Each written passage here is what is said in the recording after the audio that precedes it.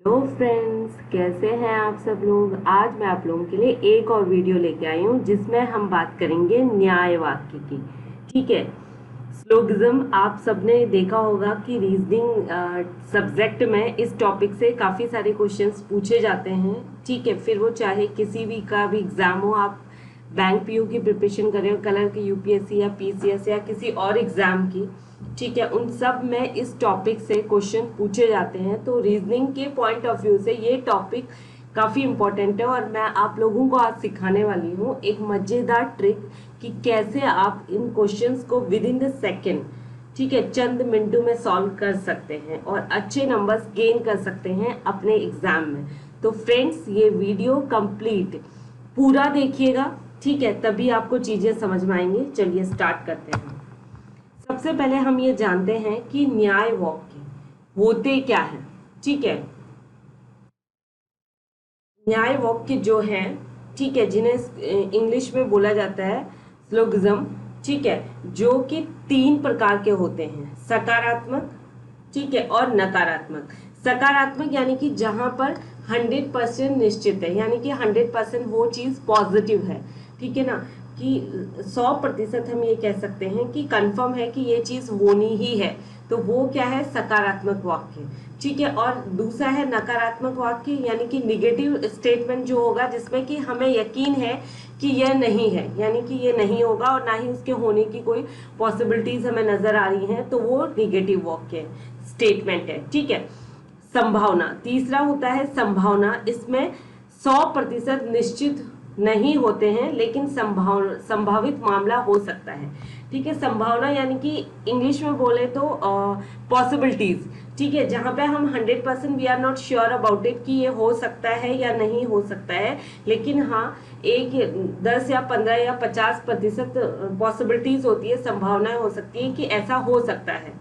ठीक है, तो इसमें हम ये बोल सकते हैं कि जो न्याय वाक्य है, ठीक है, इसमें जो निष्कर्ष निकलता है संभावना के तहत, वो 100% निश्चित नहीं होता है। ठीक है, तो वहां पर हम बोल सकते हैं कि संभावनाएं हो सकती हैं, यानी कि हमें ये कहने में संदेह है। ठीक है, हम श्योर नहीं हैं, कंफर्म नहीं है, लेकिन हाँ, ऐसा पॉसिबल हो सकता है। इस तरीके के सेंटेंस में आपने देखा होगा कि जब इस क्वेश्चन आते हैं इस टॉपिक से रीजनिंग के, तो आपने देखा होगा कि उसमें पूछा जाता है कि नाइदर और नॉर, आइदर और कि स्टेटमेंट पहला हो सकता है, दूसरा हो सकता है, या दोनों साथ में हो सकते हैं। ठीक है, तो जहाँ पे हो सकता है आता है, तो इट मीन्स की संभावना, पॉसिबिलिटीज ही है ना वहाँ पे। ठीक है फ्रेंड्स, देखिए मैंने इसमें आपके लिए कंसेप्ट भी डाला हुआ है ताकि तो आपको, ठीक है, सियोलॉगिज्म का कंसेप्ट भी पता होना चाहिए। ठीक है, न्याय वाक्य का, तभी आप इनके क्वेश्चंस को सॉल्व कर पाएंगे। अगर आपका एक बार कंसेप्ट क्लियर हो गया, आपको चीजें समझ आ गई कि किस तरीके के सेंटेंस होते हैं और कहाँ पर हमें पॉजिटिव सेंटेंस लिख सकते हैं, हम डाल सकते हैं, कहाँ पे निगेटिव सेंटेंस डाल सकते हैं, या कहाँ पे हम संभावना वाला सेंटेंस यूज कर सकते हैं, तो इन सब चीजों का लॉजिक लगाने से पहले हमें, ठीक है, लॉजिक तब लगेगा जब ये चीजें क्लियर होंगी। तो देखिए, ठीक है, न्याय वाक्य के कथन 2 प्रकार के होते हैं। ठीक है, यूनिवर्सल और पर्टिकुलर। ठीक है, जिसको हम बोलते हैं यूनिवर्सल को हिंदी में बोल सकते हैं हम सार्वभौम, और पर्टिकुलर यानी कि विशेष। और ये जो यूनिवर्सल है ये भी 2 तरह के होते हैं, पॉजिटिव सेंटेंस और निगेटिव सेंटेंस, यानी कि धनात्मक और ऋणात्मक। और जो पर्टिकुलर होते हैं वो भी 2 तरह के हो सकते हैं, वो भी पॉजिटिव और निगेटिव सेंटेंस होते हैं। ठीक है, अब है कि न्याय वाक्य के नियम, यानी कि इनको सॉल्व करने के क्या लॉज हैं। ठीक है, तो सबसे पहला नियम क्या है, यदि जब 2 कथन धनात्मक हो तो उन दोनों के से निष्कर्ष जो निकलेगा वो भी धनात्मक होगा। यानी कि अगर 2 पॉजिटिव पॉजिटिव स्टेटमेंट है, ठीक है, 2 स्टेटमेंट अगर पॉजिटिव है, जैसे कि ये स्टेटमेंट भी पॉजिटिव है और ये वाला स्टेटमेंट भी पॉजिटिव है, तो इसका जो कंक्लूजन है, यानी कि जो निष्कर्ष है, वो भी हमेशा पॉजिटिव होगा। ठीक है, वो ये सेंटेंस, यानी कि जहां पर सपोज फॉर एग्जांपल अगर आपको एक सेंटेंस में बता दूं, जैसे कि राम, जैसे कि सारे काले पीले हैं और सारे पीले लाल हैं, तो सारे सारे काले पीले हैं, सारे पीले लाल हैं, तो जाहिर सी बात है कि सारे काले जो होंगे वो लाल होंगे। ठीक है, तो यहाँ पे जो निष्कर्ष निकलेगा, ठीक है, वो पॉजिटिव होगा, क्योंकि ये कह रहा है कि सारे काले यानी कि सारे ब्लैक हम बोल सकते हैं कि रेड है, और सारे रेड येलो हैं, यानी कि दोनों सेंटेंस क्या है, पॉजिटिव हैं, तो इनका जो कंक्लूजन आएगा वो भी पॉजिटिव आएगा। तो हम ये कह सकते हैं कि ऑल ब्लैक्स आर येलो, यानी कि सारे जो काले हैं, ब्लैक हैं, वो येलो हैं। ठीक है, जैसे कि जब एक सेकंड देखिए, जब एक कथन धनात्मक और दूसरा ऋणात्मक हो तो उन दोनों से जो निष्कर्ष निकलेगा वह भी ऋणात्मक होगा। यानी कि अगर सपोज एक स्टेटमेंट आपका पॉजिटिव है, दूसरा स्टेटमेंट निगेटिव है, तो उसका जो कंक्लूजन होगा यानी कि निष्कर्ष होगा वो हमेशा निगेटिव होगा। ठीक है, ये पॉइंट्स याद रखने वाली चीज है फ्रेंड्स, ये मोस्ट इंपॉर्टेंट पॉइंट्स हैं। ठीक है, इनको ध्यान में रखने वाली चीज है। अगर आपको ये पॉइंट्स अगर ध्यान में है तो आपका ये क्वेश्चन इससे रिलेटेड कभी गलत हो ही नहीं सकता। ठीक है, और अगर जब दोनों कथन यानी कि दोनों स्टेटमेंट अगर निगेटिव है, ऋणात्मक है, तो उसका कोई निष्कर्ष ही नहीं निकलेगा, यानी कि कोई कंक्लूजन ही नहीं होगा। सिंपल से अगर दोनों स्टेटमेंट पॉजिटिव है तो कंक्लूजन पॉजिटिव है, और एक स्टेटमेंट पॉजिटिव और एक स्टेटमेंट निगेटिव है तो हमेशा निगेटिव होगा, क्योंकि मैथ में भी आपने देखा होगा कि प्लस माइनस हमेशा माइनस ही होता है। ठीक है, प्लस प्लस हमेशा प्लस ही होता है, और जब माइनस माइनस होता है तो उसका कोई जीरो होता है वो। ठीक है ना, कि उसका कोई निष्कर्ष कंक्लूजन ही नहीं आता है। ठीक है, देखिए दूसरा नियम क्या है कि सभी कथन 100, मतलब कि सभी कथन यानी कि 100 भी हो सकते हैं, 50 भी, यानी कि अगर दो स्टेटमेंट है तो ऐसा हो सकता है कि दोनों स्टेटमेंट उस सभी के अंदर आ सकते हैं या एक ही स्टेटमेंट आ सकता है।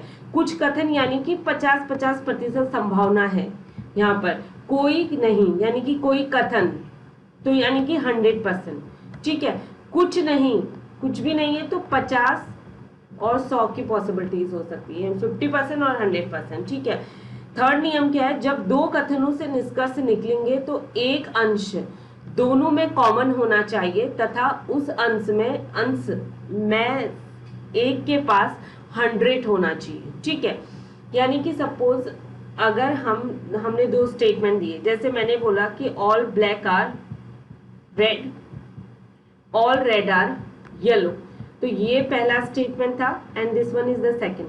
तो इसमें कॉमन क्या है, रेड, कॉमन सेंटेंस क्या है इसमें, रेड, यानी कि ये क्या है 100% है, यहाँ पे भी रेड है, यहाँ पे भी रेड है, तो ये क्या 100% है। ठीक है, तो ये इसके कहने का मतलब है कि जब दो कथनों से निष्कर्ष निकलेंगे तो एक अंश दोनों में कॉमन होना चाहिए तथा उस अंश में एक के पास 100 होना चाहिए। ठीक है गाइस, आई होप कि आपको कंसेप्ट समझ आ गया होगा। अब हम एग्जांपल्स करते हैं। ठीक है, सबसे पहले देखते हैं, देखिए all the poles are hotels, यानी कि सभी पोल होटल हैं, and any hotel is not a house, यानी कि कोई भी होटल घर नहीं है। तो हमारे पास दो स्टेटमेंट हैं। सबसे पहला क्या है कि सभी पोल होटल हैं, यानी कि ये हैं पोल और ये सारे पोल क्या है, होटल हैं, करेक्ट। और दूसरा है any hotel is not house, यानी कि कोई भी होटल घर नहीं है। तो कोई भी होटल जो कि घर नहीं है, यानी कि हाउस जो कि साइड में खड़ा हुआ है, तो स्टेटमेंट क्या होगा, सम होटल आर हाउसेस, कि कुछ होटल घर हो सकते हैं, या सम पोल्स आर होटल्स, या कुछ पोल्स होटल्स हो सकते हैं। तो ठीक है, तो कौन सा आपके हिसाब से कौन सा होना चाहिए। ठीक है, पहला वाला तो रॉन्ग है, बिकॉज यहाँ पे ऑलरेडी लिखा हुआ है कि एनी होटल, यानी कि कोई भी होटल घर नहीं है। अगर कोई भी होटल घर नहीं है तो सम होटल्स आर हाउसेस, मतलब कि कुछ होटल घर हो सकते हैं, ये पॉसिबल नहीं है। तो मे बी पॉसिबल कि सेकंड वाला सही हो सकता है, सम पोल्स आर होटल्स। हाँ, सारे पोल्स होटल्स हैं, लेकिन हाँ कुछ पोल्स भी होटल हो सकते हैं। यानी कि यहाँ पे क्या है, जो सेकंड वाला रूल था जहाँ पे ठीक है 50 और 100 का कॉम्बिनेशन है। ठीक है, यानी कि अगर ऑल पोल्स यानी कि सारे पोल्स होटल हैं तो 100 होता। अभी क्या है कि कुछ पोल्स होटल हैं, यानी कि 50 कुछ पोल्स और 100 होटल। ठीक है, वी कैन सी, देखिए हम आरेखों से देख सकते हैं कि घर यहाँ किसी भी वस्तु से संबंधित नहीं है, यानी कि हाउस ना तो होटल से संबंधित है ना ही पोल से। तो कुछ पोल और होटल एक दूसरे के क्षेत्रों से आच्छादित हैं, इसीलिए सभी पोल होटल हैं तो कुछ होटल पोल हैं। तो सेकंड, अगर लॉजिकली हम जाएं तो सेकंड वाला कंक्लूजन जो है वो सही है। नेक्स्ट देखिए, ऑल बुक्स आर नोबल, यानी कि सभी पुस्तकें उपन्यास हैं और सभी उपन्यास कॉमिक्स हैं, यानी कि सारी पुस्तक यानी कि बुक जो कि नोबल हैं और सारे नोबल जो कि कॉमिक्स हैं। तो ऑल बुक्स आर कॉमिक्स, तो सारी किताबें कॉमिक्स हो सकती हैं, बिल्कुल हो सकती हैं।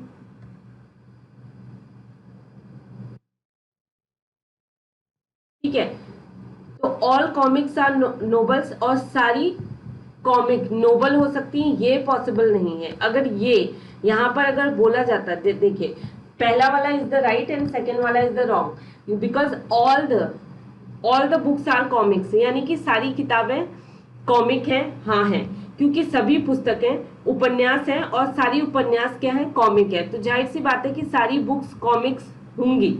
ठीक है, तो all comics are novels, all comics are novels नहीं हो सकती हैं। ठीक है, अगर इसकी जगह पर ऑल नोबल यानी कि सारे नोबल अगर कॉमिक्स होते तो ये सेंटेंस राइट होता। ठीक है, देखिए हम ग्राफ से निष्कर्ष निकाल सकते हैं कि निष्कर्ष फर्स्ट सही उत्तर है, यानी कि सभी किताबें कॉमिक्स हैं। निष्कर्ष सेकंड जो है तार्किक रूप से गलत है, क्योंकि पुस्तकें कॉमिक्स का हिस्सा हैं। द पॉइंट इज दैट कि बुक्स जो कि कॉमिक्स का हिस्सा हैं, यानी कि सारी बुक्स नोबल्स हैं और सारी नोबल्स कॉमिक्स है। तो सेकंड इसलिए ऑल कॉमिक्स आर नोबल्स इसलिए नहीं हो सकता क्योंकि ऑलरेडी जो बुक्स हैं वो यहाँ पर कॉमिक्स का हिस्सा है, इसलिए हम ये नहीं कह सकते कि सारी कॉमिक्स नोबल्स हैं। ठीक है, समझने वाली चीज ये है इसमें। ठीक है, लेकिन कॉमिक्स उपन्यासों का हिस्सा नहीं है, लेकिन जो कॉमिक्स है वो उपन्यासों का यानी कि नोबल्स का पार्ट नहीं है, इसलिए जो सेकंड वाला है लॉजिक वो गलत है।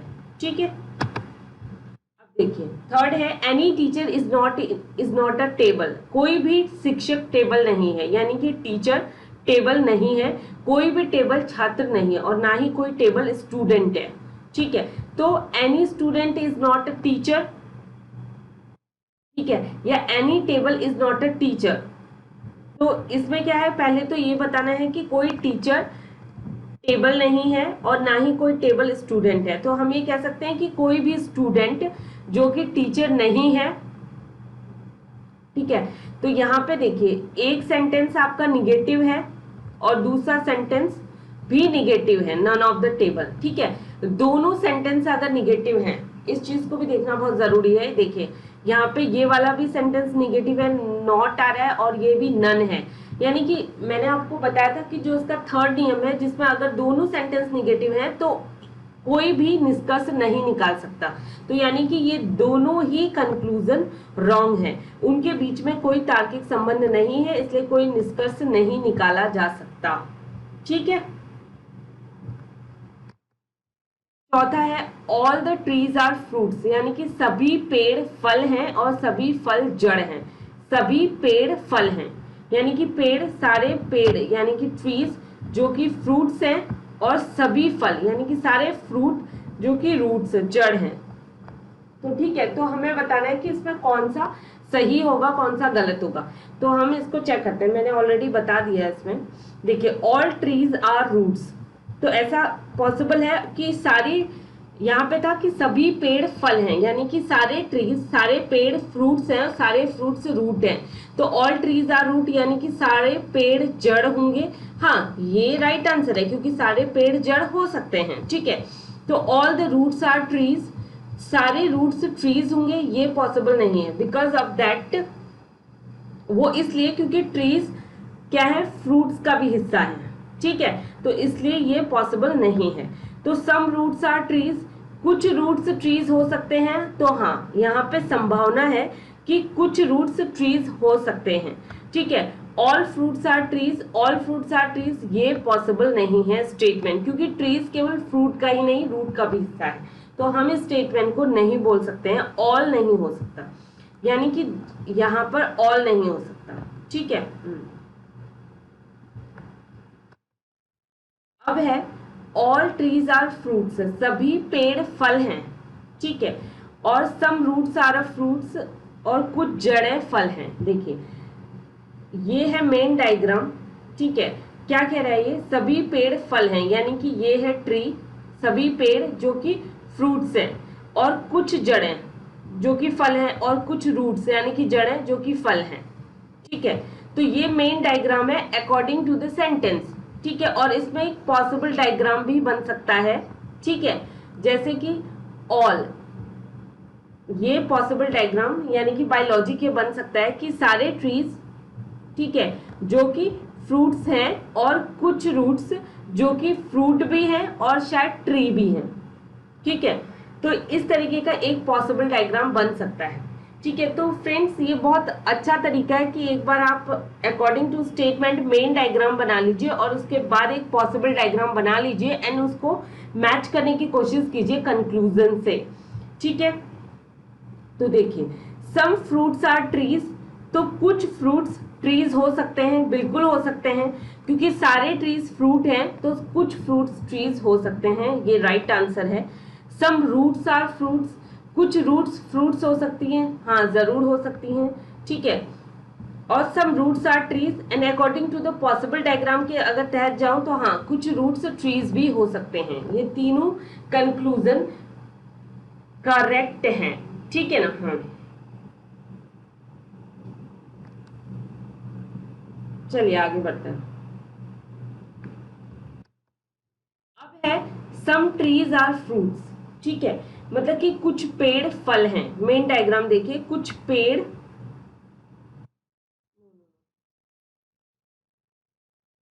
सम ट्रीज आर फ्रूट्स, कुछ पेड़ फल हैं, any fruit is not a root, और कोई भी, ये मेन डायग्राम हो सकता है कि कुछ ट्रीज मतलब कि कुछ पेड़ फ्रूट्स हैं, sorry it's a typing mistake, ऐसे होना चाहिए था, इसको इस तरीके से होना चाहिए, no no it's okay, main diagram ऐसे भी बन सकता है, कुछ की जगह ऑल ट्रीज भी हो सकता है, ठीक है। और इसने बोला कि कोई भी फल जड़ें नहीं है, यानी कि कोई भी फल रूट्स नहीं है। अगर हम यहाँ पे देखें तो पॉसिबल डायग्राम ऐसा भी हो सकता है कि कुछ फ्रूट्स ट्रीज हैं और रूट यानी कि कोई भी फल जड़ें नहीं है, तो ऐसा हो सकता है। तो सम फ्रूट्स आर ट्रीज हो सकता है, some fruits are trees, yes, ये मेन डायग्राम था और ये पॉसिबल डायग्राम था, हाँ हो सकता है। Some fruits are not roots, some fruits are not roots, हाँ ये भी सही है। सम फ्रूट्स आर रूट्स, नहीं, ये सम फ्रूट्स आर रूट्स ये पॉसिबल नहीं है, यानी कि पहला और सेकंड कंक्लूजन सही है, ठीक है। अब देखिए आठवां है सम ट्रीज आर फ्लावर, देखिए हम ये बोल सकते हैं कि सम, ये ट्रीज हो गया और ये फ्लावर हो गया, ठीक है, सम ट्रीज आर फ्लावर। अब हम ये भी कह सकते हैं कि some flowers are root, right, और सम रूट आर स्टेम, इस तरीके का डायग्राम बन जाएगा, ठीक है। तो हमें कंक्लूजन निकालना है। तो सम ट्रीज, देखिए सम ट्रीज यानी कि कुछ पेड़ जो कि फूल हैं, कुछ फूल जड़ें हैं, और कुछ जड़ें उपजी हैं यानी कि स्टेम है। तो कुछ पेड़ उपजी नहीं है, तो ये बोलता है कि कुछ पेड़ यानी कि कुछ ट्रीज उपजी नहीं है, ठीक है। तो ये इट्स अ रॉन्ग, क्योंकि ट्री का डायरेक्ट कोई कनेक्शन है ही नहीं इसके साथ, स्टेम के साथ ट्री का कोई डायरेक्ट कनेक्शन है ही नहीं। तो कुछ जड़ें फूल नहीं है, ये बोलता है कुछ जड़ें,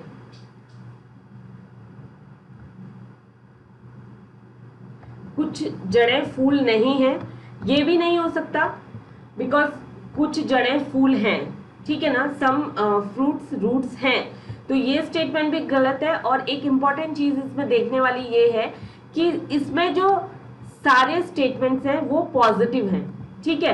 तो जाहिर सी बात है कि कंक्लूजन भी हमेशा पॉजिटिव ही आएगा।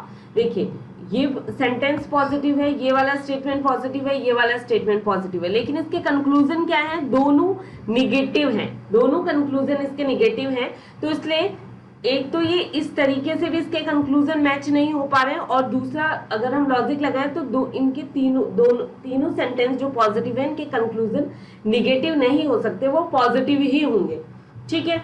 तो इसलिए दोनों स्टेटमेंट क्या है, गलत है, ठीक है फ्रेंड्स। फ्रेंड्स, आज के लिए बस इतना ही है। उम्मीद करती हूँ आपको मेरे वीडियोस अच्छे लग रहे होंगे। अगर पसंद आ रहे हैं तो प्लीज लाइक कीजिए, शेयर कीजिए और सब्सक्राइब जरूर करिएगा। And thank you so much. Stay home, stay safe, good luck, bye bye.